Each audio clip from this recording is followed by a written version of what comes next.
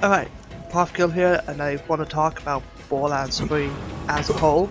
I'm just going to talk about every aspect of the game, and if you guys don't like anyone stating their opinion on the game, whether it's praise or criticism, then go fuck off, alright? For those of you who want to watch, let's start with the story. Well, actually it's with start with the gameplay. For the gameplay of Borderlands 3, I think honestly it's pretty smooth most of the time. Like yes, there are crashes and stuff like that. I've experienced plenty of crashes, especially in areas that they shouldn't even happen. And it is annoying, but the gunplay for the most part, I'd say is great, but that's about the best part of it. Like the gunplay is great, but everything else needs a slight tweak basically. But let's talk about the story. Holy fuck. Where do I even begin? Because it's just a shit show all around. I'd say the Borderlands 1 has a way better story than Borderlands 3. Borderlands 1 didn't even have a story to fucking begin with. Literally, Borderlands 1 story is 4 people go on a bus and then go hunt the vault. That's basically it, and the vault doesn't even show up for like half of the game. But I say Borderlands 1 has a way better story because, let's see. Yeah, let's start off with basically a summary of how Borderlands 3 came into effect. Basically, after the events of Commander Love and the fight for Sanctuary, basically the vault key gets left in the desert. The vault key of Pandora gets left in the desert, and between the 5 years of Borderlands 2 and Borderlands 3, the Love and the rest of the consumers didn't think to grab it because, you know, there's other vaults, so it could be something dangerous. Instead, they decided to start working on making a new home, Sanctuary 3. Where basically it's just a giant fucking spaceship that has about the memorability of whatever. I just could not remember anything about Sanctuary 3 apart from it being just annoying to go through. But yeah, basically, even though two siren twins, a boy and a girl named Toy Calypso, or Bitch Boy Toy as I call him, and Tyrene, they're both the Calypso's. Basically, Toy is a siren leech. Essentially, if you're a quarter twin to a siren, you become a leech and you need them to survive. Which, you know, is kind of whatever. It could have been something they expanded on, but they don't in this game. Essentially, they find the key after raising the cult of bandits by being cringy Twitch streamers, basically. I'm not kidding, that is literally all they do. They stream and use a wordplay on Let's Plays and stuff like that. Which is just stupid, it's just horrible. Yeah, basically they get the vault key and Lilith hires the 4 new vault hunters, Flack, Zane, Mose, and Amara. She talks in through her siren telepathy and basically says, hey, we want you to get the vault key because we were too lazy to look for it ourselves. So you get off of Marcus's bus and you go into a COV stronghold, kill Shiv, basically just a bandit with a giant arm like most bandits. It's essentially what you'd think a Greek boss fight would be, except you kill Shiv in about 2 seconds because you can hit a barrel towards him and then shoot him once and he's dead. Doesn't matter which character you are, you'd have to suck at the game to not kill him in 2 shots. Yeah, post game, yeah, it would take more than 2 shots obviously because there's more health. But Lilith then goes into a door that really should have just been open. She just phase walks into a door and you find out that the Calypso's sort of, what's it called? Basically some guy called Mouthpiece just talks about the Calypso's has the vault key. And you basically make your way towards time to fight. Ascension Bluff.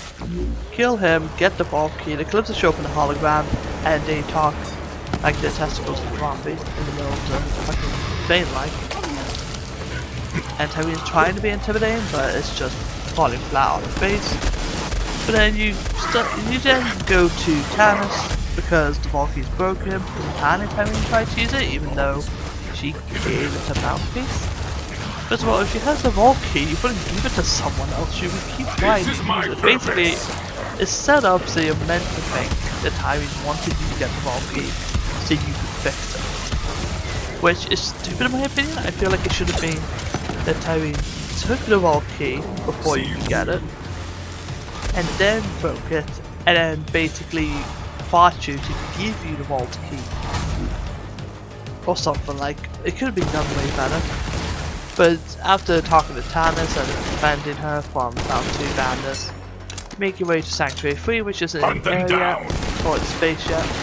And then you actually won over some markers, then you go back, and on your way back, the garage door closes and Lilith is attacked by the Calypsos. They demand the vault key from Lilith. Well, Tyreen does, Troy just sits in the background like a turd he is. And Lilith says no way, so Tyreen says, cool, let's do this. And she warns Lilith, and despite the fact that Lilith is the Firehawk, she decides to not react in 2 seconds and just phase walk away. So Lilith and Tyreen fight while Troy's like, oh god, there's a cat fight, look at this, it's funny. But then, basically, Lilith sees Troy's camera, punches it, then goes after Troy. Sees he has Cyan tattoo, and she says, you're a Cyan, and Troy says, yeah, I was in the family. And that gives Tyreen enough time to grab Lilith by the neck and start stealing her powers. Which is pretty stupid. Like, the Calypsos aren't good at killing anyone. You get 2 memorable kills in the game, I think. One of which should have happened, and the other one I honestly forgot about. And they just don't do fuck all in the game. Like, they're just horrible villains. Because they can't kill anything. Sure, they kill bandits, but guess what else kills bandits? Basically anyone. But once that whole ordeal's over, Lilith loses her powers, Tyreen gets to use them, and instead of killing Lilith, she leaves on the ground to die to battles. Despite the fact that there's 4 vault hunters right behind her. So you save Lilith, go to Sanctuary 3, and everyone says, oh no, Lilith's lost her powers. And Lilith's like, I'm still a Crimson Raider, so I will continue to do fuck all. And that's basically how the story starts. There's a lot more that I won't go into now. So if you want to skip ahead of the story, I'm not going to leave a timestamp, just skip ahead. Because I don't know how long this audio is going to be. Basically, after that, you find out that Promethea has a vault key. And your whole goal now is to stop the Calypsos from opening the vaults. So you go to Promethea, get some information from Reese, a character from Tales of the Borderlands who does fuck all in this game. You also meet a girl called Lorelei, but honestly, people forget about her as well. She's just a horrible character in general. You meet her, she has about 2 side quests, and then that's it, she fucks up. You know, it's like Lorelei was just a different character. But after that, after meeting Reese, you meet up with Zero. And with the help of Zero, you kill about 15 Borderlands people. While Zero just stands in the background, you then kill Gigamind to get some information. And once you get that information, you give it to Reese. Then you go to Athena's, because of all keys there. You then go to Athena's, meet up with Maya, a previous character from Borderlands 2, one of the playable characters, and probably one of the best characters I had to say. And basically, you find out that she's a master to this teenage girl called Ava, who wants to be a War Hunter one else. Which is cool and all, that's how all the War Hunters sort of start off, they want to be War Hunters. But all Ava does is after kicking out some Maya, you're told to go meet Ava at a cemetery. So you go meet up with her, she opens the gate and Trash talks to a fucking gate. After she loses some corpses, of course. Like, she wants to be a War Hunter, she's not going to be very good. You then grab some Iridium, kill Twant, a giant, punching bag of 1.0. And then, with the help of the Iridium, Maya's able to open the door by moving it. Which is like, okay. Let's turn up the beatings per minute! Why? You could just use the door. There was probably a code you could have put Iridium. You probably could have blown up the door, you didn't need Iridium. But it's fine anyways. Athena's is an alright area, but it's got only 2 to 3 enemies worth fighting. Punching bag 1.0, Chupacabra, punching bag 0.5. And then I'll play the things. But then you go to Promethea again, Thrill of the hunt. and you mess with Kadagar Jr., the head of Malawan basically. And later on, he basically disguises himself as Zero and is like, oh no, you're gonna kill Zero. You then kill Kadagar in a couple of seconds, like literally one shot from the sniper Good find, will Beast. kill him. I'm not exaggerating. Basically after that, then Zero shows up, says, I would not betray you, and that's one of the worst things in the game, I think. Honestly, part of me wanted to fight Zero. Zero is my favorite ball hunter, but I feel like what would have been a better option is that Zero did betray you, but he only betrayed you so that he could see if you guys were good enough as ball hunters. But then, after that, you get a vault key. You do go to other places, you get a vault key factor from Kadagar ball, a giant ball basically, so punch bag 1.5 I guess you would call it. But once you get all the vault key fragments, you go to, oh god, what is it? The Forgotten Basilica and fight the Rampager Maya, and you and Maya kick his ass. Like holy crap, that's one of the best fights in the game. But then after that, you loot the vault, and guess what? The Calypsos show up, yay! Everyone's favorite villains. Oh, fucking hell. Basically, Eva gets kidnapped because she's shown up at the vault when she shouldn't have. Like, Maya literally tells her, don't go to the vault. It's dangerous. Then, Eva, well not Eva, Tyreen grabs Eva. So Maya's like, okay, I'll have Troy. And there's a sort of standoff, but Maya keeps getting distracted by saying, release Ava, and then that's what I thought. Then after that, Troy grabs Maya's arm, and that starts to leech her, which is something that was never hinted at. Which I just think was stupid. Like, Maya then says, Ava, don't stop me, be ready, even though Troy could have just been shot by Ava, or, you know, any of the 4 ball hunters over there. Maya says, be ready, and turns into dust. Then Troy gains Maya's phase lock, which... why? That's a stupid way to kill Maya. And for those people who want to say it helps with Troy's character development, then why does Ava have to be there? Maya, it would have been more if Maya died protecting the 4 vault hunters. What if, I don't know, Amara got grabbed and the other vault hunters are trying to figure out a way to do this, so Maya grabs Troy knowing that she'll probably die. And then she ends up saving Amara or any of the other vault hunters. Like, I feel like that would have meant a lot more, and it would have been Maya's character having a good send-off. But then you go to Sanctuary 3 and everyone has a quote-unquote funeral for Maya. Where Tanis Natsuni says, I knew Maya when she was alive. I preferred her that way. Everyone preferred that way. Then Lil basically says, she wasn't just a Crimson Raider or Vault Hunter, she was family. And all we could do is fight to honor her memory, basically, and Ava starts whinging at the fact that Maya died because loved one over the vault, which first of all isn't the case. If we didn't go to the vault, the Calypsos would have went to Sanctuary 3 and probably killed someone anyways. And if Ava wasn't at the vault to be kidnapped, then, you know, Maya would have had to save us all, yes, which is just stupid. It's just awful. And then after that whole ordeal, you get an option to comfort Eva or just fuck off to the next area. That's one thing as well, the Calypsos basically just appear in a bunch of places and fuck off. That's the whole gimmick. Which is just stupid. But when you, after you comfort Eva, because even though she doesn't deserve it, you get a cool weapon for it, you contact Sir Hammerlock, but you end up with Wainwright Jacobs, the head of Jacobs. And with basically Hammerlock and Wainwright in a relationship, so you go meet up with Wainwright, and what happens is you save Wainwright for about 5 bandits, break to jail to save Hammerlock, because he's held hostage for the Valkyrie Fragment, which Wainwright doesn't have. You then meet up with Clay, go to smaller places, then you get to the Jacob's Manor. You go to Jacob's Manor and you kill Aurelia, a Borderlands pre-sequel Vault Hunter. Yeah, here's the thing.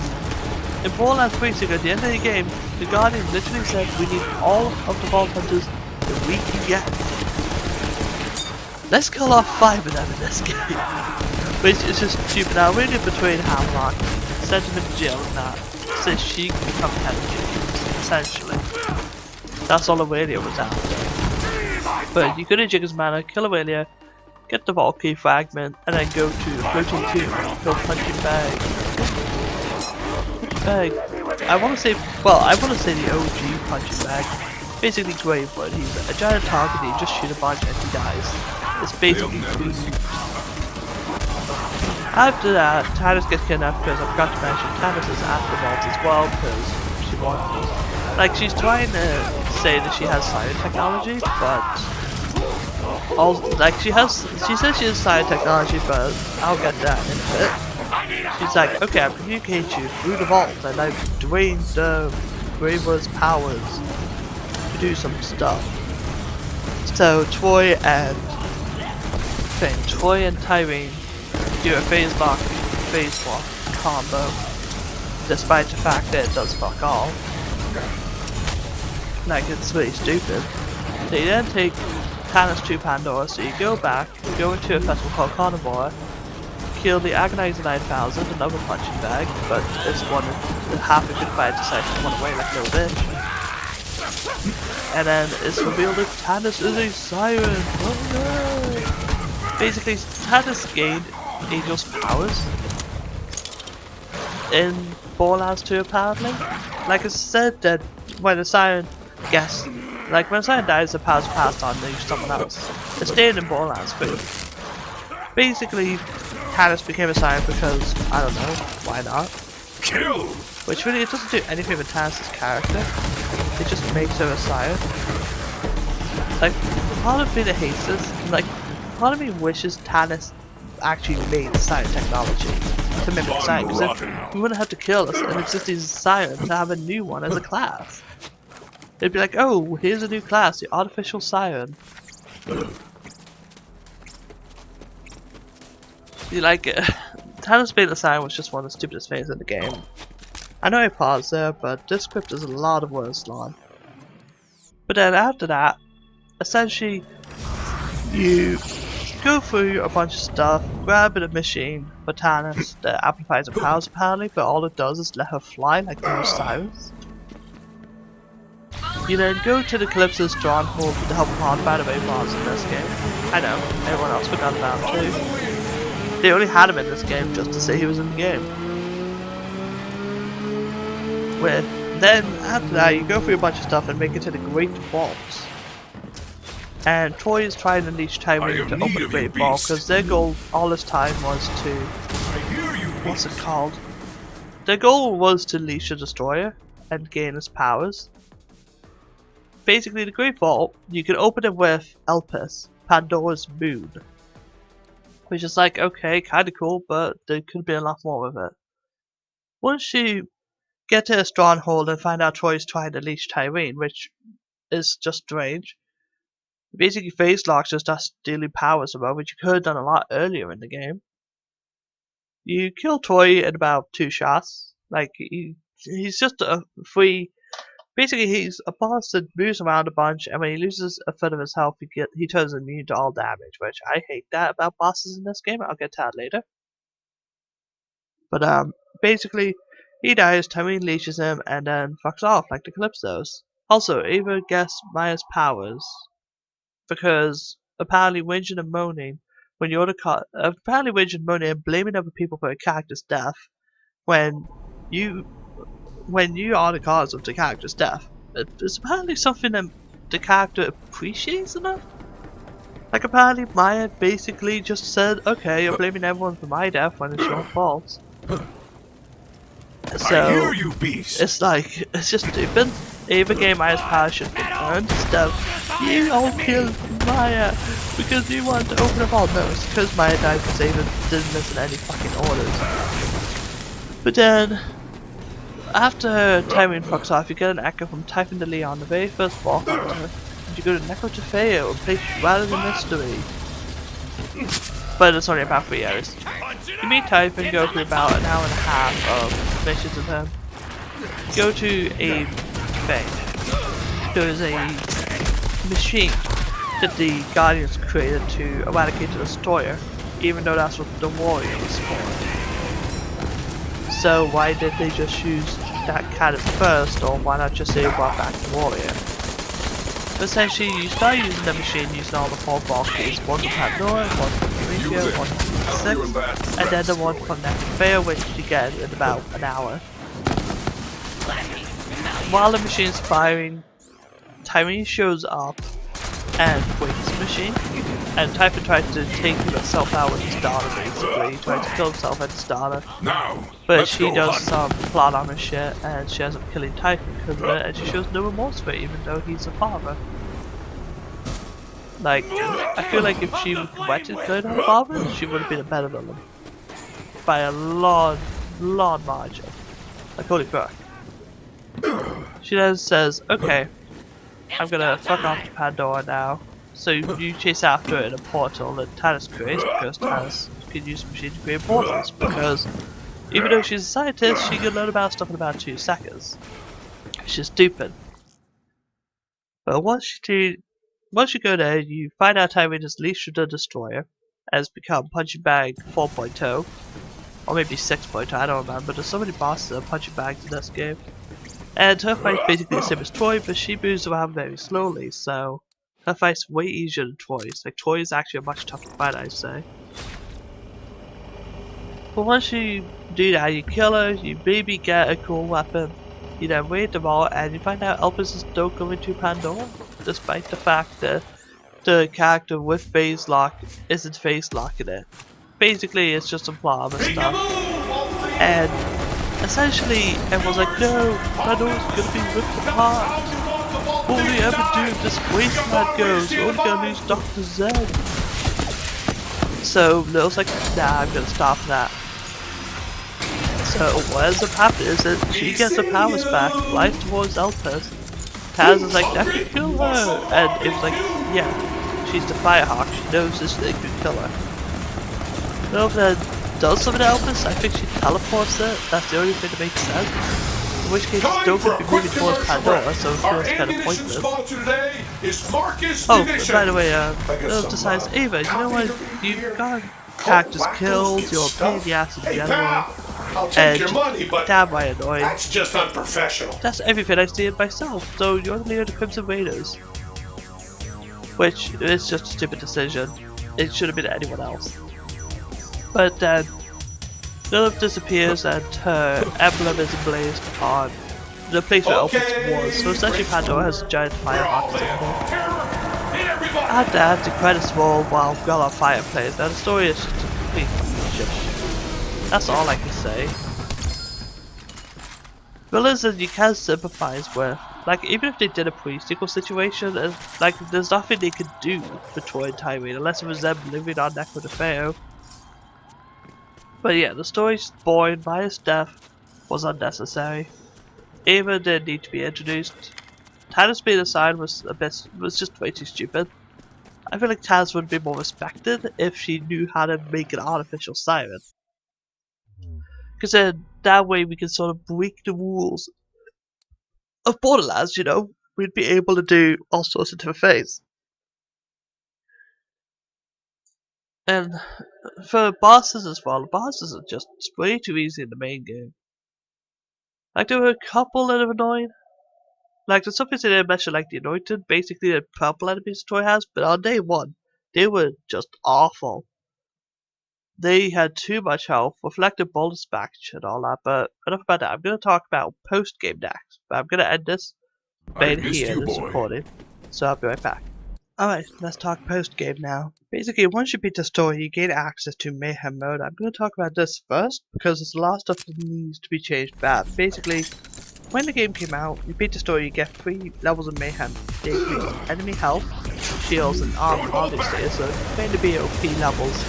There was survival that, and it failed horribly. basically for opening levels 1, 2, and 3, enemy bullets could reflect back and your bullets could reflect back at you. So all that would happen is that you shoot an enemy and you die for no reason, giving 2 health. It was just stupid, and that was the first sign that Mayhem mode was going to be stupid. Now later on they added Mayhem 4. Now this is where I think it was probably the most balanced, but it still wasn't balanced at all. Basically, it was the same thing, but enemies didn't reflect bullets. Instead, you could get more damage with weapons by I think 35%. So like snipers, SMGs, all that stuff. But basically all it did was make it so you constantly save for it to get the best advantage possible, which I think was just stupid. You there? How are your last Like breaths? one of them was one of the OP levels of Borderlands 2 that you had to add random shit to it. Almost there, Tyree. Then after that they released not OP levels, they released Mayhem 5 to 10. Essentially for 5 to 6 if you can get 2 random modifiers. They could be phased from having more damage but more recoil to extra crit damage to 90% less elemental damage and all that stuff. They're just basically buffs nerfs and they were fucking the beginning. You can't win. Basically the higher your Mayhem level, the more you get more. There's only like 2 good Mayhem phase, like no one ever uses the other ones for easy and hard because they're just stupid. Basically, Has been for me, most of the time, my characters have big kick energy on them, and my flag is holy crit on them as well. But then the other 2 modifiers are always gonna fuck with you. It's just stupid. It was a horrible attempt to nerf a character, especially for some of them. Like there was a glitch where if someone joined your game through matchmaking, it would change your modifiers. So if you were a flag that relied on holy crit, and someone joined your game randomly, guess what? You can lose that holy crit and you end up having not to face, which reduces your crit damage by 70 to 90%. Which immediately fucks with you and it makes playing multiplayer really annoying. It's just stupid. And it should have been a thing, and Mayhem even now is still stupid. Basically, it's the same as I just explained it. And people can say get good at all that. So I say I am good at the game. I've had to deal with Mayhem, but the thing is that Mayhem doesn't show your character's build at their best. Like I want to make a build video for all the characters I have. Because I have all of them but Amara at max level, and Amara's only like 5 levels off. She's not too far. But there was no point in me making a build video because my flag has a holy crit and the other character's got a big kick energy. Which is just stupid. I'd rather just have a build that I don't have to rely on Mayhem for. You say, well, play on Mayhem 0, but that's the thing. There's gear hidden behind some Mayhem levels, like Sandtalks now. What if I use a Sandtalk on one character? I have to be on Mayhem 6 at least. Because if I have a Mayhem 6 weapon and go to Mayhem 0, then it doesn't show that my build's good. It shows how hard my character punishes Mayhem 0, which is just stupid. It makes me look like a petty fucking child, basically. It's just annoying to me. But basically that is just what that does. And I just think Mayhem should be gone. Like if I don't forget Gearbox Watch, I should move to Mayhem altogether. Like I know for sure Sandhawk and I are gonna have to give their dedicated draft to certain bosses, then I say, okay. Or just remove the modifiers. Like there was nothing wrong with OP levels in Borderlands 2. There was never a point in Borderlands 2 where I said, oh, I wish I had some random thing to nerf my character. Like imagine that in Borderlands 2 if OP levels had a random thing saying you can't use your action skill or something. It's just stupid. If you want to rival OP levels, just make OP levels. That's all you need to do. Of course you can argue about Mayhem's easier to get to OP levels. Yeah, but that's because Borderlands 2 releases barely any fucking content. Like of course we're gonna give you Mayhem to start off because they could just add an extra bit into the game and make you run to an area all over again to get OP levels, because no one likes that. No one likes having to get to the max OP level only to do it again. Like once the level cap comes out. Because that's what Fight for Sanctuary did, and no one likes Fight for Sanctuary. Well, I love Fight for Sanctuary, but I hate the OP design of it. I was comfortable with level 72 and 48 OP levels, but now it's like, oh, here you go. 8 skill points that will probably not do anything, yeah, and 2 OP levels that you now have to probably gear for, you know, stupid. But that's not about Mayhem. I want to talk about 2 pieces of content that basically are whatever, depending on how you look at them. But let's talk the takedowns. So, Gearbox hasn't given us a Wade boss yet. Like, as of recording this video, there's no Wade bosses worth fighting. Basically, you have to follow on takedown a gauntlet of follow on enemies like heavies, power troopers, and stuff like that. Essentially, that's all they are. But basically, you want to an enemy, kill the mid boss, then go through the area. Well, you then go through the rest of the area and fight the main boss. In Malamon, it was Rotan, a giant robot, which is alright. And then for Guardian Takedown, you Scourge, Invisible Bakira, and something else. Malamon Takedown, I don't find too bad. It's annoying to play this black, but that's just because it's black. The takedowns weren't designed to be easy for the takedowns were designed as black players off, and they did a good job of that. But Malamon Takedown's fine in my opinion, and Guardian Takedown is the worst piece of content to ever drop in Borderlands history. Like, holy crap. Like, Guardian Takedown, enemies are such fucking health sponges, like, holy crap.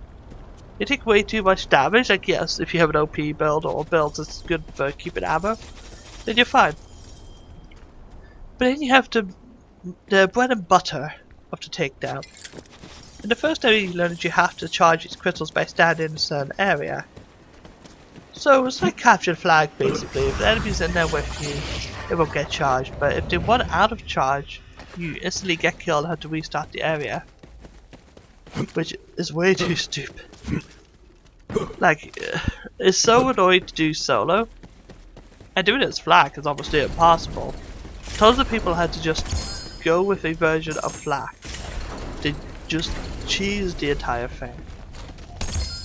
But basically, the whole thing with Capture the Flag is that if I want to play Capture the Flag, I wouldn't be playing Borderlands. I'd go to any other first person shooter. No one likes it. It doesn't help as well that on the first Vein of Crystals, the first Vein of Crystals you don't fight enemies, which is fine, it's to teach you the Vein. But then the second one is 3 crystals to charge. And it's just so fucking annoying at that bit. Plus, after that bit, you don't get a checkpoint. No, you have to go through the rest of the area, then kill the mid-boss. And here's the thing about the mid-boss. The mid-boss has 11 invincibility phases. You take down a certain amount of health, depending on how long that takes for you. Then guess what? It targets a specific area of the map, and you have to get away from there, or you're insta-killed. Well, not insta-killed, but you're put in a fight for your life instantly. Which, like, if you're a Mao, you don't have to worry about that, but if you're anyone else, you have to fucking worry. And basically, after you get to the fifth invincibility phase, it starts targeting 3 areas. And the next one starts targeting all but 1 area. Then after you finally get a checkpoint, which is too long to get a checkpoint. You should get a checkpoint after the second crystals, because of how much of a pain in the ass they are. Then what you have is the final boss as well. After going through more shit and dealing with 3 crystals that are, what's it called? 3 crystals that are on floating platforms. You know, going through all that shit. You finally get to Fate. You finally get to fight the main boss, which is the same thing. It's a big target, 11 invisibility phases. After each fourth or 3rd invisibility phase, it teleports you to the window where you have to kill all the enemies. And then you can finally go back to your window and you have to punch a crystal and hit it again. But here's the problem. There is a glitch. Me and my friend experienced it, and I put it on Gearbox's Twitter. Me and my friend kicked ass during that bit, and the portal never appeared. We were forced to die and go through all the progress again because the game didn't realize that we actually did what it wanted us to do. And it's just really stupid. You can say get good Guardian Takedown. First of all, I would say that you're good Guardian Takedown values in any ammo. But I should have to choose to fight with a Reflux, Brainstormer, and anything else. Now! I should be able to use whatever I want in the takedown. That's the whole thing about Borderlands. Borderlands 2, you could actually play through the game with whatever gun that didn't have your FOS or lessons. You could take a gun and use it like a gun, but you did take that. It's completely out the window. It's like, nah. You wanna play the game? Guess what? You have to play by our rules. Here, play capture the flag. Here, teleport away and all that, which it was just stupid. Guiding takedown was clearly never tested on Mayhem 10. Because like Mayhem 0 is not bad, but I don't want to go through it on Mayhem 0. The whole point being that I want to be as strong as I can be. But basically, guiding takedown was awful. It was a complete fuck up to begin with. And it should have just not existed to begin with. And if Gearbox is going to make another takedown, first of all, have players test it. Don't just have 2 employees play it and be like, oh yeah, we can do it, because you can't have developers test their own game. They developed it. They can literally design it how they want and design characters how they want. I'm not saying that Gearbox should cheat on their own game, but the thing is that you need to test based on all the difficulties to make sure it's actually balanced. Because it was never designed for Black to do. Basically, Guiding Takedown was a test. Because they did about the 2 most overpowered characters in the game. I don't think them, but they are the most overpowered. They both got 20% health regen, do so much damage on it, they could say for boosted 20% health regen. Yeah, she does, but she actually has trouble on a takedown with that.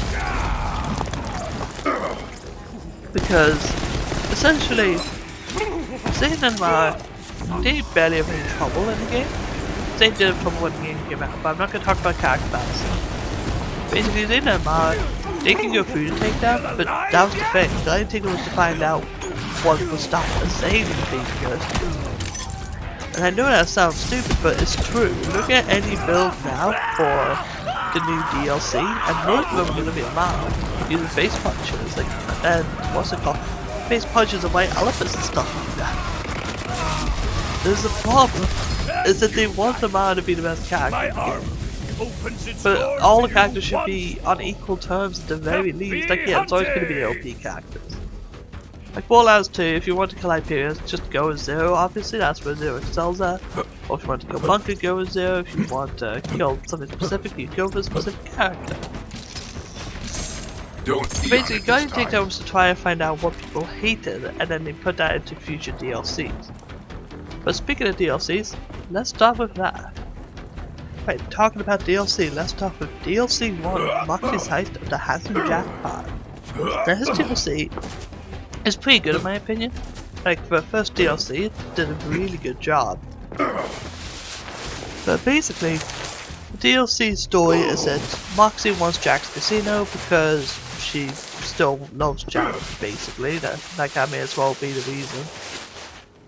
But essentially, you go to a casino, and you find out that it's some guy called Pretty Boy, some mobster talking midget, has taken over the casino and basically wants to get something called the winning hand, which essentially is a fancy way of saying access card. So you start going through the casino trying to figure out what to do, and you meet up with Timothy Lawrence, a playable vault hunter from Borderlands the pre-sequel, and you find out that he is the last of Handsome Jack's body doubles. So he is the only one that can access features of the casino, like powering it up and all that. So obviously Pretty Boy's gonna want to get Timothy. So you start working with Timothy so you can steal a casino from Moxie and get Timothy off the ship. And the heist crew consists of Amber, a character who has 2 distinguishing factors in her character. 1, fire, because apparently that's the only reason we like Lilith. And 2, being forgettable as all hell. I actually had to search up Amber's name for the script, which is just stupid. But the heist crew consists of her, Freddy, who you see and you're like, he's gonna betray us, which guess what? You're right. He is totally gonna betray you. Spoilers alert. And then you have Tomato Trash Lanterns, basically he rolls over a bunch of put away stuff and made us sit out of it, which is like, okay. But essentially, for Amber, you talk to get a ship back, For Freddy, you do something, you save a loader, I think, and for the mayor Trash Atlantis, you help a constructor to Trash Atlantis support beams and the people don't die of the rubbish they live with. Which is like, okay, but you go through, like, Trash Atlantis is a good area, I'd say. From you. Because you go through there, find the best XP farm in the game being the scrap traps, basically a horde of clap traps. Which is like great. And it's actually sort of something that could be hinted at basically if you pay enough attention, because the clap traps are thrown away, so they will end up in trash left. But basically, once you get your heist crew together, you make your way towards Jack's secret. Basically, you find something called the Fabricator. It's kind of just like a giant oil drill. And you get the iron cannon from it. Just a weapon, it's not meant to be part of the story. It's just basically a free iron cannon farm. But once you do that, you make your way to... Well, once you do that, you are able to disable the turrets that stop you from getting to Jack Tower, despite the fact you can walk past the turrets. Like literally, if you were quick enough, you could go past the turrets, but they have a failsafe there. So it's just basically saying, no, you can't skip the story, even though everyone would want to. But once you do that, you get the thing. You get to go to Jack's Tower, kill Freddy who betrayed you earlier in Jack's secret, I forgot to mention that. But Freddy basically betrays you because he has a robot fetish. Like, that's pretty much the only reason you could give us, and people were like, okay. But you kill him, and something I found out, you can loot his fanny pack. And if you do, then Freddy Boy laughs, which is kind of okay. Basically, Freddy is a loot midget for Borderlands 3, basically. You kill him, open a bag, and then boom, more stuff. But then once you're down, you head up to Pretty Boy, and he gets inside a handsome Jack robot, which is just a giant moving target, so another punching bag. And every time you kill it, he pays money to get it. Later on, he ends up paying with his life, because the robot's like, I'll extract a down payment, and it kills Pretty Boy and becomes a flesh enemy. So you kill it, then you find out that Timothy can't escape from a cage he's trapped in. Because Freddy captured Timothy during Jack's secret. I forgot to mention that, but I'm just not trying to remember everything from DLCs, to be honest. But once you do that, Timothy basically says, you know what, I'll cut off my robot hand and you guys can save me and everyone else, because the casino's going into a black hole, because why not? And then once you do that, end up saving Timothy, Moxie walks over to him and says, I need a hand, and Timothy asks him why she went on a date with him, because essentially Jack was going to go on a date, Moxie decided, nah, couldn't really give a shit. So Timothy went in his place. And Moxie basically says that if she thought that Timothy was Jack, she would have killed him at her bar, which Jack was at Moxie's bar in the pre-sequel. So she could have already killed him.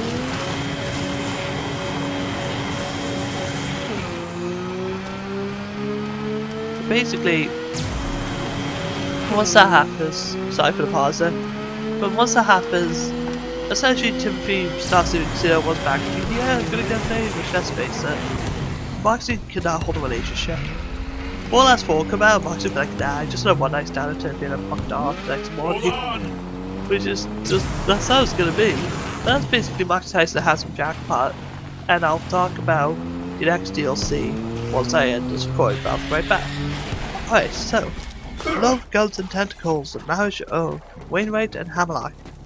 Basically, something I did state in the story was that in the credits, it's shown that Wainwright proposes to Hammerlock via gun.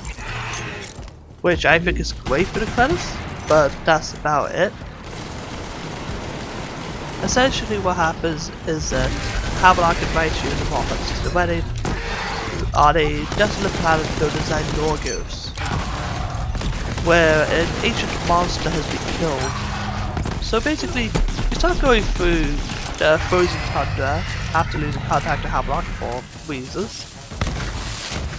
And on the way to the venue, you meet Gage, a ball hunter from Borderlands 2. Basically, she decides that she wants to be the wedding planner because nothing says wedding planner like previous ball hunter as someone who killed a girl in high school. Like, of course she'd want to be a wedding planner despite the fact she's on the one because she's wanted for a lot of murders. But essentially, with her help, you get to the lodge and you find out Claptrap's there, Hamlock's there, Wainwright's there, they engage in you. So apparently only two characters that Hamlock's there, well, two characters that Hamlock's ever known apart from the person he's marrying actually give a shit enough to go to his wedding. And it said that in the collectibles and many of the characters just didn't want to go. So it's like, okay. But you talk to Maximus Bloodtooth, a guy that sounds like he's going to be the criminal of the DLC, which I think when I played DLC I assumed he was going to be the bad guy, but then in a cool twist he's not. Basically, you meet up with Wainwright because he's pissed himself at the fact he's getting married. He just gets shitless. But with Wainwright's help, you kill some guys, and then he ends up getting possessed by a wing. That will essentially turn him into some guy called Vincent. By the way, there was a DLC called Vincent to Eleanor. Forgot to mention that. But basically, the whole point of DLC is to remove the curse from Wainwright. And essentially, you go through a library, then climb the mountain. But you go to a library, kill a boss for whatever reason. I honestly don't remember why you do it again. You need a book or something, I think. But I don't remember ever getting the book, and I recently just beat the DLC with my brothers as well to move on, so I can't remember anything about it. Basically, you do that, you're then told you need to go to a mountain known as the Golden Shrine, which stands for soul obliteration and a soul fortune and hate apparently, which doesn't make any sense. But essentially, you meet up with a guy called Eister, who I'll talk about later. FYI, Eister's the raid boss in the DLC, well, current raid boss. But with his help, well, without his help, you go to a forest, and then you and Hamlock kill a creature known as the Wendigo, so you can take his balls and put him on a pedestal because of ice blocking away.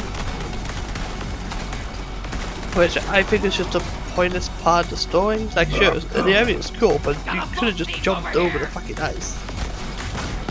Hell, Ice to jump high enough, he could have just helped us there as well.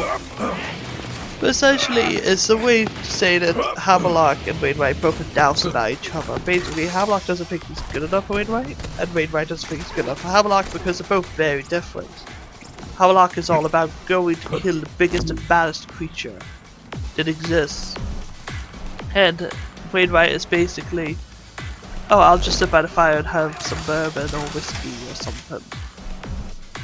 I guess essentially what those two are described as. But what you do is you use the balls to burn the ice, go up to the Golden Shrine after doing some stuff with Death Trap, like hacking and shit like that.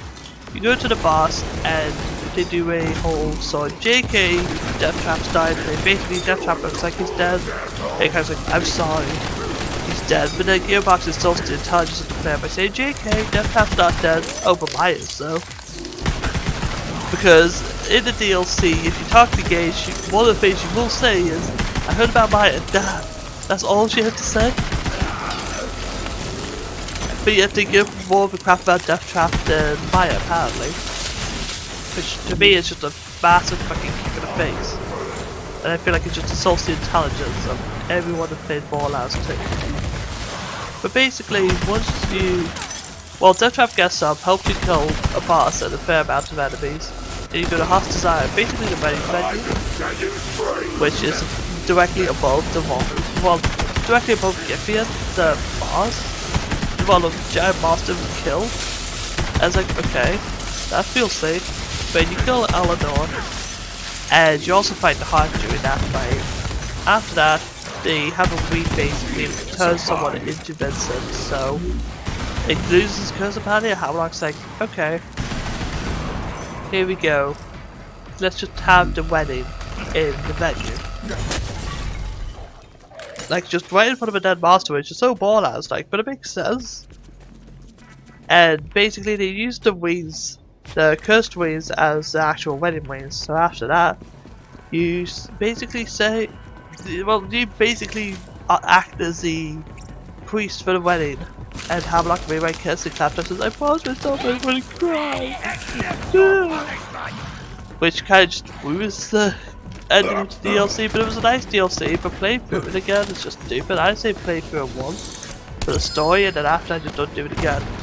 Now, the DLC did give us a quote-unquote raid boss. Basically, Ista gives you a quest line. 3 different quests. Basically, go to a place, collect items, give them to Ista, fight him. On the third one, he turns into Ista the Invincible. Basically, he's the same fight. He just uses different moves and all that. But Ista isn't a raid boss. He's too easy to dodge. Like, he's in a big open arena, and most of the time, if you just keep moving, then there's nothing you can do because his attacks are so slow. Like, Ista was not a raid boss. Now, the guns in the DLC are fine. Like, they brought back the Skull Basher and all sorts of different guns. But it was just so annoying. But enough about that. The Hamlock Way DLC is my second favourite in Borderlands 3. But if I had to say in general, it'd probably be near the bottom. It's like anything involving Hamlock, it's just gonna fall flat on his face, even his own fucking wedding. But let's talk about the next DLC, Bounty of Blood. Alright, Bounty of Blood. Now this is a DLC that's quite good, in my opinion. I like it, mostly because of the fact that you're not meant to give a crap about the story. And let me basically explain. Gearbox wanted to make a DLC that no one cared about. And to get an A+ for doing that, because Gehenna is quite forgettable. Like, in terms of the story, basically the story is, you go to Gehenna to claim a bounty from a sheriff. Meet a character called Rose and a dinosaur who dinosaur died. But basically when you meet Rose, your first reaction is probably going to be something along the lines of, I'm going to end up killing her, aren't I? To which you're correct, she's made villain of the DLC. But you make your way to a town, meet the sheriff dies fight for assassin with him, and the new sheriff is a son. Which is basically, that's basically how the DLC starts. Essentially your whole goal is to kill Rose, who's the leader of the Devil Riders. A bunch of people have used dinosaurs instead of horses in the Wild West, which is cool. I like it. But basically that is how the DLC starts. You go through a bunch of places, learn about the Ruiner, an artificial vault monster created by Dahl or Jacobs. I think it's Jacobs that it's made by. I couldn't care less. Because when you fight the Ruiner, it dies easily anyways. It's a giant punching bag like most of the other bosses in the game. But basically, you make your way to, oh god, what's it called? I don't remember the name of the area, but you go there, kill Rose, then kill a Ruiner. It drops a gun of Rose, kills the sheriff, which makes no sense. And then that's the DLC over. You go to a safe. Basically a safe with a bunch of guns in it. And you get my favorite shotgun to give it Dakota, which I love. But basically there's not much to say about the Bounty of Blood. Basically my reaction to it was, oh great, we're gonna have new Jacobs guns to try. Which is true. We got a bunch of Jacobs guns that we liked. You got the Pisher, you got the Stone Thrower, you got some snipers and all that. Basically it was just a way for Gearbox to say, we know we nerfed Jacobs, so we're gonna give you some good ones, which I'm gonna talk about that later on, like holy crap. But Bounty of Blood is alright. It's not my favorite DLC by far. It's a DLC that actually not to give a shit about it, and it does what it's out to do. But that's all I can say about it. Let's talk about my favorite DLC in Borderlands 3 now. Quake and the Fantastic Fustercluck. So, Quake and the Fantastic Fustercluck is my favorite DLC in Borderlands 3, not in Borderlands history. That is just not something that they could have done with it. Basically, the DLC is based on the fact that Tannis wants to know why Psychos are Psychos. Something that's explained in Borderlands history. Psychos were left there after the corporate war and went insane. It's basically a way to explore why Quake is a psycho, but it's never really explained. It's just said that he's a psycho because he's an experiment on. Something which is explained if you play Quake in Borderlands 2. So it's really pointless knowledge in my opinion. But basically, you make your way to Quake's by Sanctuary Free ship, which is weird. I understand the point, but where's Quake in the time of it? Like, is he just unconscious somewhere? But basically, what's it called? Like basically, you meet up with Krieg and find out about his two personalities. The insane side which wants to get out of Krieg's head, and the insane side which just spouts random nonsense because apparently that's why we like Krieg. Like literally in the DLC, Krieg says tweak through the anus, which is like, okay. But that's not what people are playing Krieg shout. It's just Krieg saying something but a hell of being funny. Pathetic and I just find pathetic stupid. creature. It just felt like a giant fucking meme basically. But it is my favourite DLC in Borderlands. What happens is that you deal with different aspects of Krieg. Basically, first thing you do, you go to Castle Crimson. In Borderlands 2 there was a mission where you raided a bandit stronghold, and basically the Krieg sees it as a giant castle. So you have to make your way there, but you find Blake, Mordecai and Lilith who are all evil. Basically the reason they're evil in the DLC is that Krieg thought they were all just trying to kill him by sending him to a place where he'd die, even though there were 5 other vault hunters and wouldn't leave Krieg died.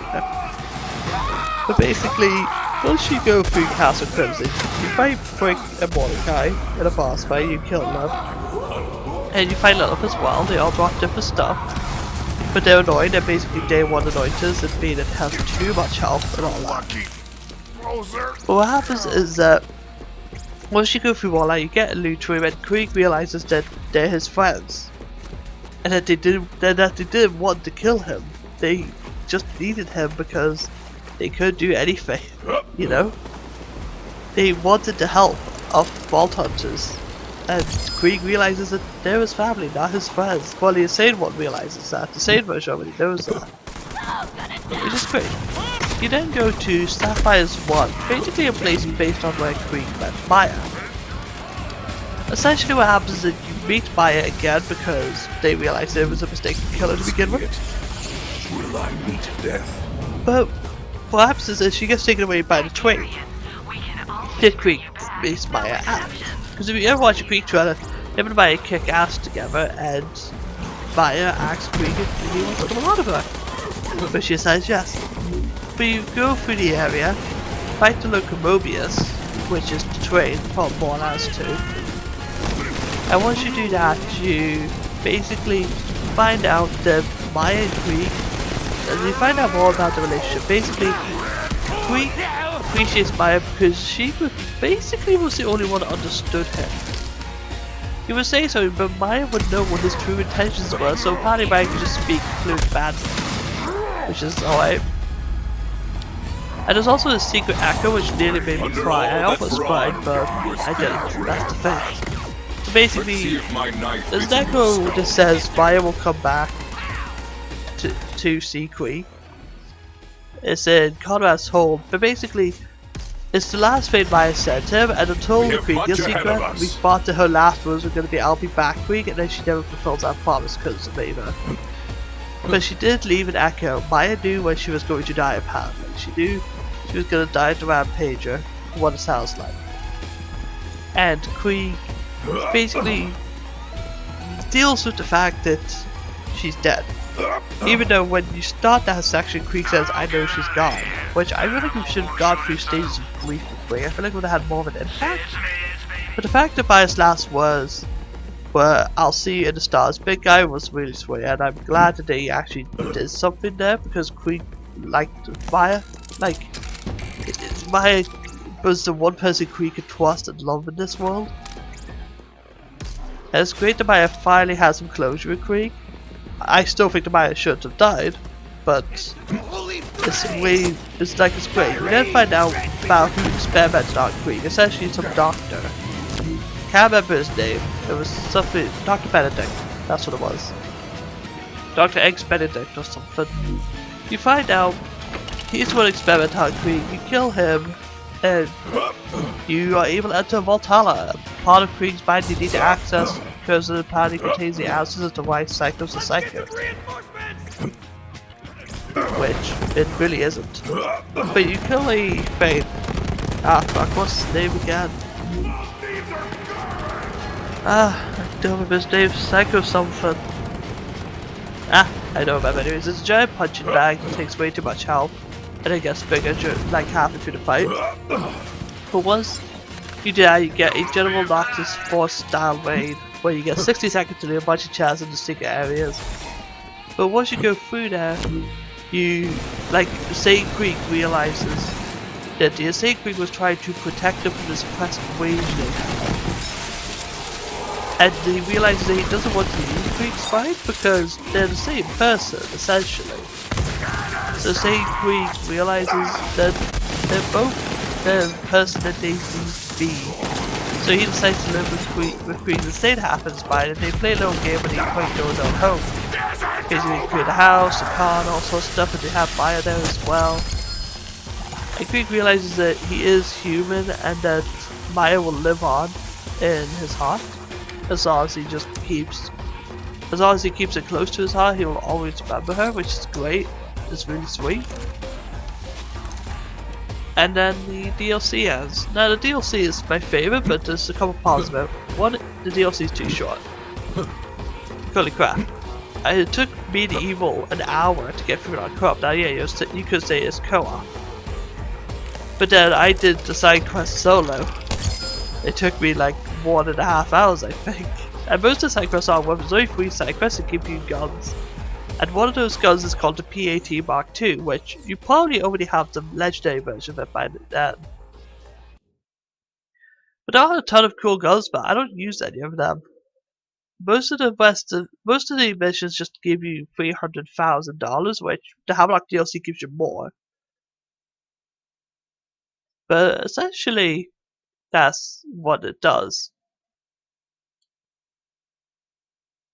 Like, the DLC is great, but the side quests don't do anything. The DLC is a bit too short, and there's nothing to do once you beat the DLC.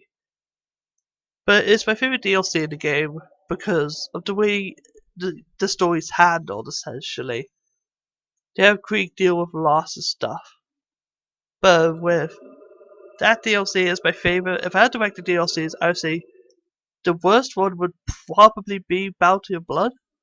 Because Bounty of Blood is a DLC that I haven't to give a shit about. It does a great job at that, but there's not much to do with that DLC once you beat it. Same with all the DLCs though, but there's literally nothing I could really care about to do in Gehenna, the planet of Bounty of Blood, apart from maybe get a howl and some other stuff. Then I would say Hamlock's Wedding would be fun. Well, no. I'd say Moxie's Heist that has Jackpot be in third place. Now, there are going to be more DLCs in the game, but I want to talk about the game now. I'll talk about new DLC later. But basically, Moxie's Heist that has some Jackpot is fine, but let's face it, Moxie and Hippie are not even going to be in a relationship by Borderlands 4. And really, the DLC was just a way to say, yeah, you guys want Jack back, so we'll bring back the next game, because that's what they want to do for the story. Would have some Jack to come back, because why the fuck not? Which it would have underdone Borderlands 1 and 2. And it would have just been stupid. Because the story is live, so Borderlands 1 never should have happened. And then if Jack was back, Borderlands 2 was what happened, it would have meant Maya died doing nothing. But basically, once that happens, like, basically after that, I say Hamlock's Wedding is the second best. It's got a ton of good guns, I like the theme of it and all that. And then I would say that the Creek of the Fantastic Foster Clock would fade. It would basically be my favorite because of the story mostly, and the whole aesthetic is very nice, but they're all pretty mediocre to be honest. Like, I love the theming of the maps. You got a Hyperion Casino, Eldritch Horror, then you've got Desert, which is kind of what Borderlands 2 did with some of the DLCs. And then you have Creek Spine, which is great. But that's what I think about DLCs. The next thing I'm going to talk about is going to be quality of life changes. Basically things I think should be done to improve the game or make it better. And if anyone from Gearbox is watching, take this criticism to heart. Instead of just flagging the video because I give you guys criticism. There's a reason that I'm giving Borderlands 3 criticism. I want the game to be good. From the get-go, I want the game to be better than Borderlands 2. But it had no chance. It just didn't have the love to begin with. But I'll talk about the quality of life changes now. Okay, so what I want to talk about is the fact that Gearbox said to give it the characters a fourth skill tree, which I kind of just want to give it a short sort of opinion on, basically. Essentially, all we know about Black is that he's gained a load of bar and they're focusing on his shield spread ability, keeping the shield up and all that. Which, I'm a Flak man and I've never had a problem keeping Black alive. I feel like that tree is just going to be useless. Trees is fine, cool, but Black just sounds stupid. Listen, so talk about custom because I did think of custom skill trees for all the characters are quite fun to design. I feel like there's really no point in doing that. Flak never really had a problem surviving. The problem is that he keeps getting nerfed in terms of damage. They nerf Jacobs, they nerf anything that can be used well in fadeaway, which they should have tested from the beginning. I don't want to get into talk about character balance because it's just a picky deck altogether, but basically with Flak, like when I played Flak originally, I used to say sorry for when a weapon got nerfed, but now if a weapon gets nerfed, I'm going to say, okay, that's just taking it overkill. Like, it's just doing too much. Because, basically, with Flak, they want to give him a new skill tree for his survivability, but the problem is his survivability is in the fact that he needs to kill something before they kill him. His shield problem, and there's shield in the Creek DLC, which can get him up to 65,000 health on my build. Like, I ran a blue-green build a while and changed it up because it was really bad. I'd hate it. It actually seems to lower damage for me. Basically, Black kills him before they kill him. Make him a glass can like Zero, but make us if he kills him, that's the way to go for him. But basically, Gearbox had a reason for not giving us new ball hunters and giving us new trees. Basically, a reason for new ball hunters that people are going to do ball hunters for 5 minutes. And then go back to the main. First of all, Krieg and Gage are really memorable characters, and so is Timothy and Aurelia. I actually made Timothy a pre-sequel. I have a secondary main as Krieg. So the argument kind of falls flat on its own face. Like, yeah, because they open someone to play from the beginning. The characters that they want to play. If you want to play new characters, then fine. Go ahead. You know, just don't play new characters. But it's the same argument for skill trees. Like, as a Flak main, I'm not going to use the purple tree. Why should I? Oh, I'll survive longer, yeah, but I can just want a build that I'm used to. And honestly, the build I found is actually better off with him having no shield. Surprisingly, and I'll explain that in a bit. I make build videos, but I'm gonna have to include my builds. But basically, the reasoning they gave falls flat on its own face when you consider the fact that skill trees are gonna be the same thing. People are gonna play new skill trees and are gonna just fuck off to their old build. So, really, Gearbox doesn't want to design a new character and a new backstory and all that and hire a new voice actor. Which, if that's the reason they gave, people would have been pissed, but honestly, my reaction would have been okay. No new order, but fine. If you don't want to pay money, then go right the fuck ahead. Plus, there's the whole fact that if the new character's overpowered, there's going to be some nerfs. But then, of course, it's the same for the new skill trees, you know? Like, obviously, some of them are going to be overpowered. But basically, that's enough about that, the whole new skill trees. Like, the reason it falls flat on its face, the reason I like it is that you have to pay for a new skill tree, which is probably going to be overpowered.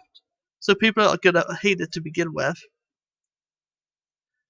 And then, there's just shit that has to be sorted out of it, but enough about that. Let's talk about some quality of life that I think would just benefit the game as a whole. And one fix is the load times in the games, because holy crap, I have to wait for like 30 more seconds. First of all, hard fixes shouldn't be there. I just give it to save for all that. Secondly, something I think Iridium workbench in the game. Alex is trying to find more iridium. I think the workbench is a workbench where we can spend a set amount of iridium to change weapon parts. I don't know, just on the top of my head, 100 to change at the very least. Basically, give us an option to change weapon parts and noise around so we don't have to constantly farm hoping for the perfect frame. Because having a farm depend on annoyance is just stupid. I would like a way to change annoyance and parts just individually. Like, I talked about this in Evil, but I feel like a set amount to change part 25 to 100 per weapon part. And just for one, I feel like that'd be good. Like, yes, we do get more iridium now. Like, we can spend iridium to get quest awards, but that's what I'm going to talk about later. but I think the video workbench would be great. And people say, well, it takes apartment out of Borderlands. But I would say, well, yeah, it does take apartment out of Borderlands 3, but so do the annoys to begin with. So I don't think it would be considered, basically. I feel like a workbench would be the best option for Borderlands 3. Next up, I think a way to respawn bosses without save credit. By the way, I want to give credit to the Shapeable Assassin because they've given me some of these quality of life changes. I asked them last night what they think, and this is one that Basarici said, but to be honest, I kind of agree with it. Oh, 2 bosses without save credit because the load times are bad enough for a boss over and over again is so annoying. Just have something like, I don't know, like this will tie into another thing the Basarici said, give us fast travels to this. Like a fitness. I feel like what you should do is give us a station at the area before a boss fight and killable to that. Like basically a button and you press it and it respawns the boss. Or just have it so we can fast travel to somewhere and then the boss respawns, because like when you have to go all the way through a thing that's kill twice and save quick constantly doing that over and over again until you finally get the gun you want, which is like but I feel like a way to respawn a boss would be a fast travel station to get to bosses quicker. Because it would just make it so that it's more convenient for us to farm whatever the hell we wanted.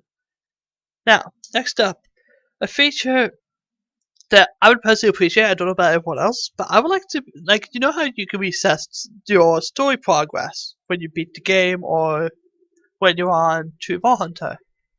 You can press a button and say, okay, I want to suffer through the story one more time. I would like an option to reset specifically side quests. So you keep all your story progress, but you have all the side quests show up again. Now you could argue, well, crazy old quest wrappers anyways. Yes, but that's dependent on where you are. So it's a blue example. But that's just all. But it's actually just farm specifically saying, so like at the end game, you'll star killers most of the time. You're not going to see something like the cold shoulder. It's going to be one, but you'll see it, but it's not going to get one. You've got enemies, and I've got and I know there's going to be some weapons people don't want, but I like doing some side quests to be completely honest. Have it just be an option. Now I know what you could say, oh, but then the Creek DLC is going to be a good money farm, and I say, so fucking what? So when the Creek DLC came out, I got all my storage deck upgrades for Flak and Moe's. I didn't get them for Xeno Bat because I don't play those 2 characters enough. But if I did, I had it. I like your enthusiasm. But yeah, a way that we do side quests over and over again, I think I would personally like. Another thing would be that give us seasonal heads and stuff from Crazy Earl.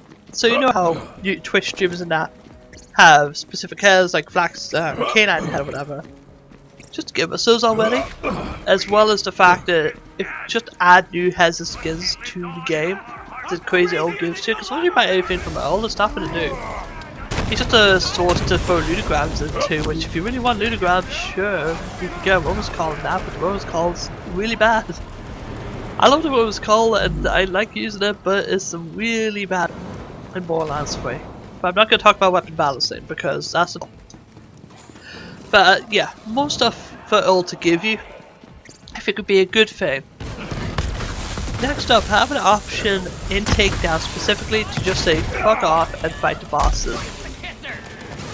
Now what do I mean by that? I don't want to fight the enemies in either of the takedowns. It's just boring fighting Reballo takedown or Guardian takedown, especially Guardian takedown, only to get a shot at the boss. Especially when there's so much progress I've like lost and I don't want them. You there? It's like, okay, do that again. So the enemy they can find. I guess probably the worst character if we take like I'm a black man, I would not argue with someone's yeah, I feel like a way to just fight to take that would be great. So, like, even if you don't hear from them, I feel like they'd be a brilliant option. Now, something I said before, but we've got it's a feature in post game, basically badass rank, but you can get extra skills like taking overkill damage and stuff like that. Basically, you can turn off those perks, but you can't turn off the stash. Like, what's dash also to take away the perks, which I didn't consider before. This is thanks to Fast. Literally, he was going through Messenger last night after I asked about the phase, and he was just coming up with body life changes one after another. So I'm giving credit where credit's due. Evil did think of some as well. It's just a Bass had a whole fucking page worth of them. He was ready for that one moment in his life. Having a way, skip to take down, oh not skip to take down, a way to just turn off the stats like extra elemental damage and stuff like that individually and keep the perks would be great, because it's another thing that kind of goes into the fact of character builds and mayhem and all that. It's like, it doesn't show your character in their best light, because any character can have a ton of elemental damage using the follow-up. So I feel like it's something that would show builds in their best light. Like, I am going to make a build video, but it's so difficult to think of how to make one because honestly the fact that the stats are there in general. Next up, let's see. When you pick up an item, you have to mark it as a favourite or trash. Basically, if you have a weapon that says trash, you can choose to sell all trash at a vendor and get your money instantly. Being able to, I feel like what you should do is remove the trash feature but have the favourite feature from pre-sequel.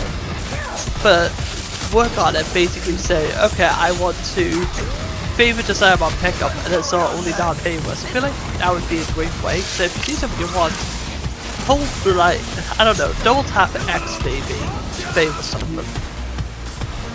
So you double tap X, pick up a weapon, and just favourite it, so you literally will sell it. I feel like that is something that would be great into the game. Now, something for co-op mostly. I would like better driving controls. I've been like some realistic to GTAs. I like less lag the most. Get awesome parts of all this stuff like that. Be able to make stats specifically with different parts, so like choose a different wheel, get more acceleration and stuff. That would be something that could be interesting. Compared to Bass again, basically he was more realistic driving controls. But I'm just sort of expanding on that and saying I would like to see vehicles with different sort of stats instead of being, oh, the Cyclone can get into this doorway here, so let's use that. Like, I mostly use the Cyclone to be honest. But yeah. Next up, I would say to give Mayhem weapons their own sort of rarity. So you know how you have pearlescent and effervescent and borderlands 2? I feel like one of those would be a Mayhem rarity. So if a weapon drops on a specific, like the Sandhawk, it gets its own. I feel like that's the sort of thing they should have, because it's just something that I feel like would be there in general. Again, credit to Bass, there's not much I can expand at this point. I would say just to make Mayhem weapons pearlescent or something like that. Give them their own rarity, so you can distinguish them just a bit easier when you're looking for them. Now, I already said my piece on this, but I want Mayhem modifiers gone. I want them thrown out the fucking door and left on the street. Really awful. This is a criticism that's awful. Infinity Flak. Like, my flag is Infinity build, and guess what? I use Big Kick Energy and Holy Crit, and the other two modifiers are just annoying to me more or less. That you never actually can make a proper build because Mayhem modifiers interfere with that. And I feel like it should just be like OP levels, where it makes enemies tougher and has better AI and stuff. Because Borderlands 2 didn't need random modifiers. Actually, the weapons had the gimmicks, like the crit, I think. You had a chance to drop it, and all that. Knew there was a reason I But yeah, I feel like Mayhem modifiers should just be gone. And it should just be extra enemy health, they get smarter AI and stuff like that. So it's actually a game, especially being with it, in my opinion. If you do, then play Borderlands 2. Because, like, there's a whole thing about deciding something and making it better. But Mayhem modifiers are not better than OP levels. They are just not. They never had a chance to begin with. But yeah. Next up, I want the raid bosses. Like, come on. Eista, Rotan, and the Invincibles in Bane. The Guardian takedown do not count. Eista's too easy. Rotan takes too much time to get to. And it's just annoying to go through the Guardian takedown each and every time to fight him once. And then there's also the fact he has secret loop moves in his legs as well, which is just annoying. And going through Guardian takedown to fight two bosses don't drop anything worthwhile. Like, the only thing I think Evil's the only one that actually likes water weapons for the takedown. I think I don't like any of the ones for the takedown. from a member he likes the light speaker there, which, you know what, fine, whatever.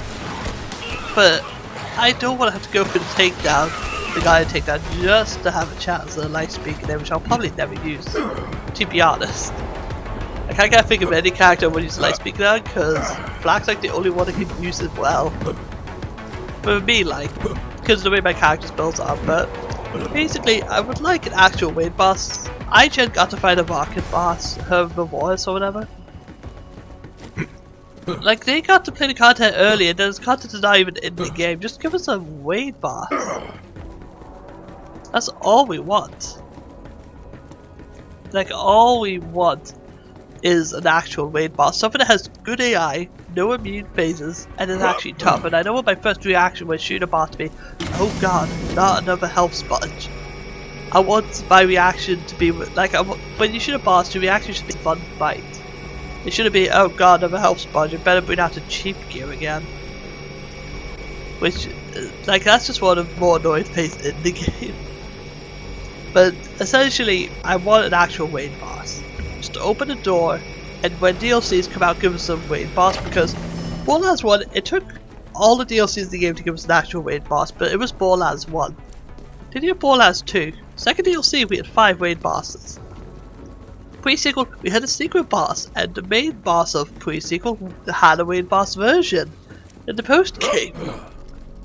And you also had EOS as well, in the only DLC that pre-sequel got that meant something.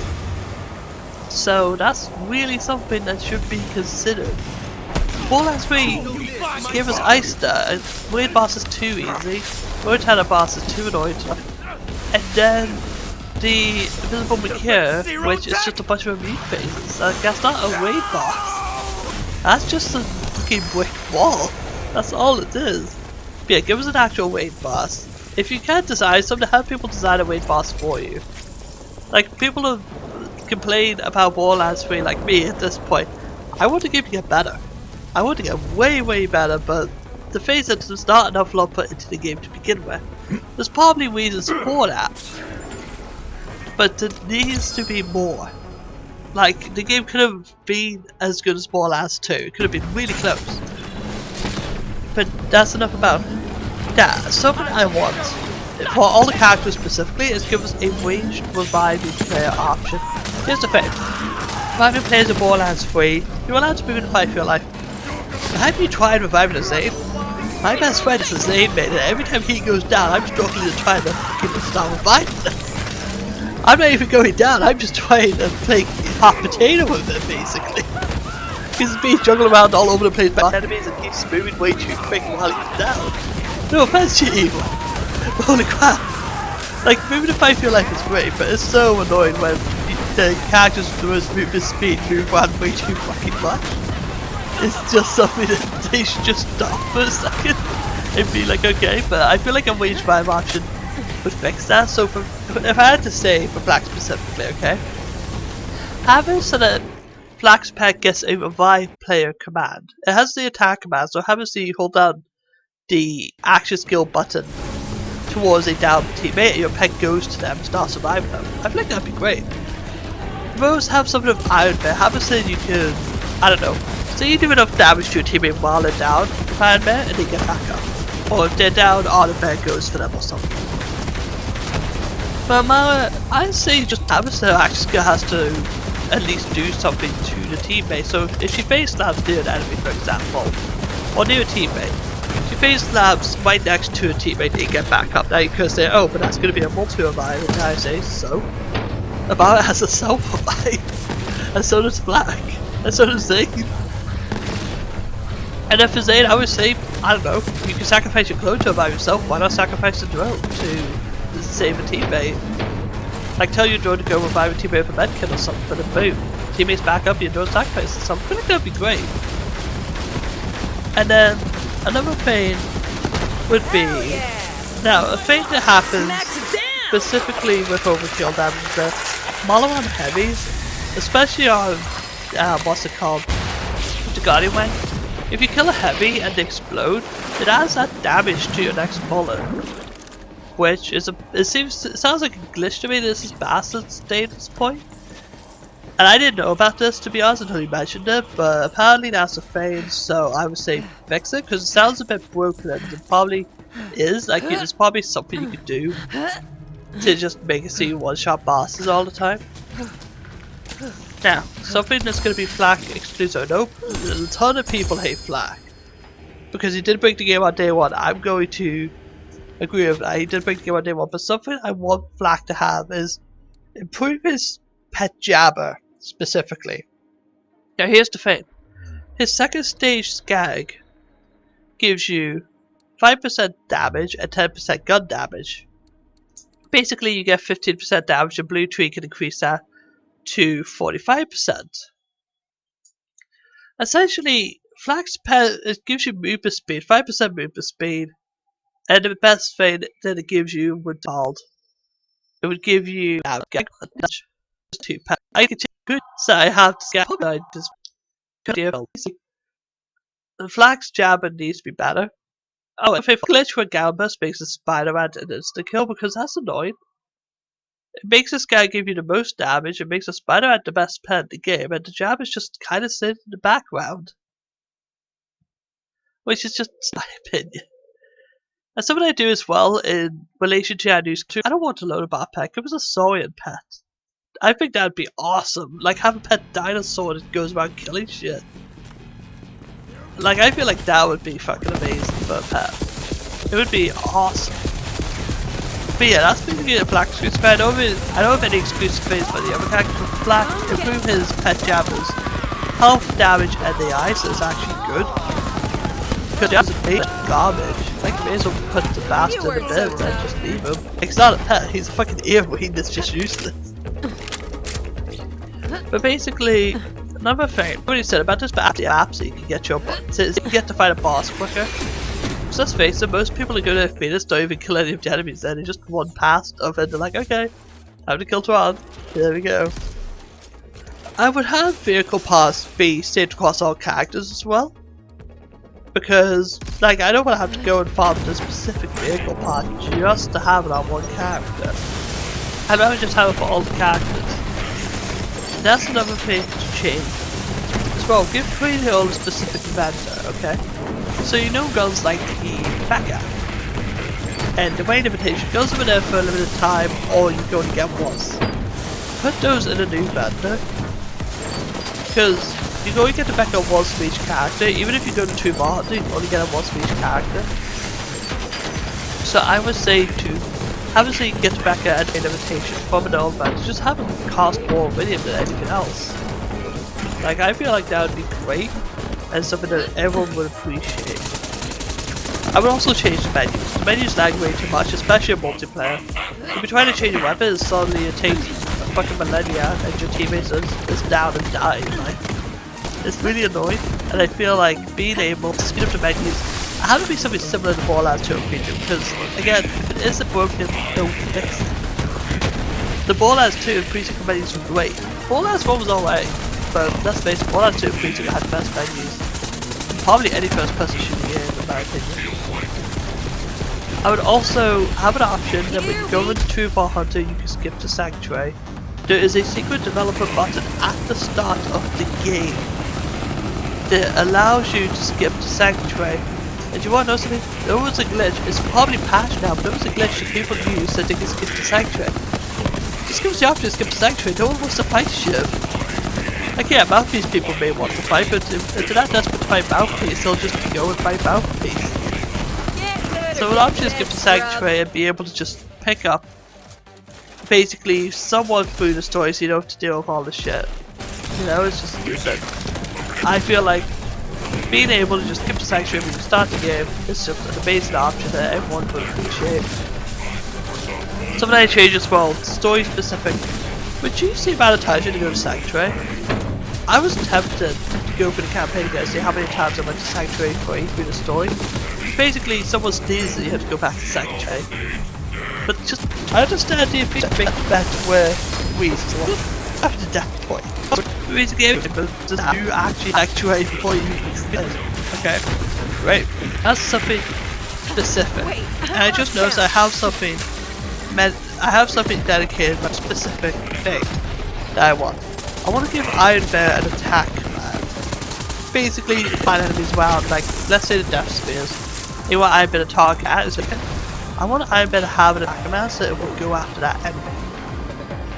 Because if Iron Bear is active, then it's really just shooting whatever's closest to it, and it's not taking care of the actual problems in the map. So I feel like Iron Bear having an attack command would be great. Now, another thing, I would have dedicated drops, so like mayhem drops, like Sandhawk, Calston and stuff like that. I feel like they should drop in no mayhem. Because here's the thing, if you want to show your characters the best way possible, you're better off not being on any mayhem. And the reasoning for that is because mayhem has modifiers that will slow your character down and increase the damage and stuff like that. So I feel like just having the option to get to Calston and mayhem 0 and stuff like that would just be great, because if you want to show your character the best way possible, you could do a mayhem 0 build. You can show your character in a balanced way. Oh, give us the fact if you want to show your character is mayhem, but what if your build and uses you can't do anything with that because you're going to be too overpowered? Next move is have a certain Zane swaps places with his clone. It swaps whatever weapon Zane has equipped, because that's something that my friend Evil is saying about, is that sometimes he'll be going through an area, he'll want his clone to use like a reflux or something, but it's already got the brainstormer.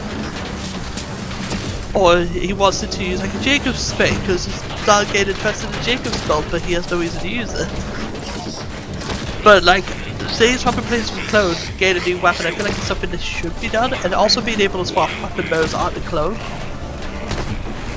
Because the clone doesn't move, so if it had a flat off weapon that slowed it down by using the bipod, then have it be able to use the bipod most of the time and just be interesting. Yeah, that's basically all the quality of life changes I have. I spent 23 minutes talking about this, but basically that's my thoughts on Borderlands 3. I know there's going to be some people that dislike this video instantly, so no, my video based on an opinion. You can like Borderlands 3 if you want to. I like Borderlands 3, but I want to be better. I want Borderlands 3 to be better, and in order to do that, it has to be criticized. Games can't be perfect. No video game can be. If a video game was perfect, it'd get boring. That's the problem. But basically, that's my opinion on Borderlands 3 as a whole. Next time I'm talking about Borderlands 3, I'm actually going to talk about custom skill trees that I made for characters. I'm going to start with Zane. But if you enjoyed this video, or at least watched to the end, at least give me a like. And there's a comment section if there's something you think I missed out on Borderlands 3. I know there's a lot of stuff in the story, and there's probably some extra quality of life changes I could think of, but I just at the moment is film. And if you disagree with me on Borderlands 3, it's in hope that we get better. And if anyone from Gearbox watches, please don't flag the video. One thing I did before, I thought it was stupid. I got banned on Facebook because of that, but if you can take criticism, because video games are actually alike. I know it's famous Facebook, they don't do a shit and improve. You know, don't have me to go instead of being pissed at me like, I feel great because that's how kitchen nightmare. That made me better. You guys can agree with me, or you can disagree with me. You can dislike the video, like the video, do whatever the hell you guys want. This video is probably gonna get flagged anyways. And if anyone from Gearbox watching, take this person to heart, at least just don't just have your YouTube account banned because you criticize it. Just take the criticism to heart and use it to make the game better. And for the new skill trees, change Flag.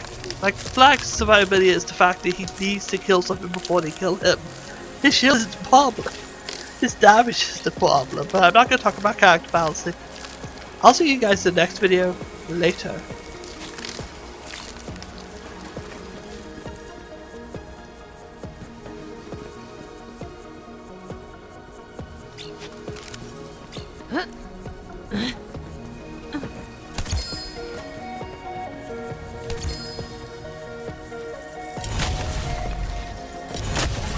Smashy, smashy.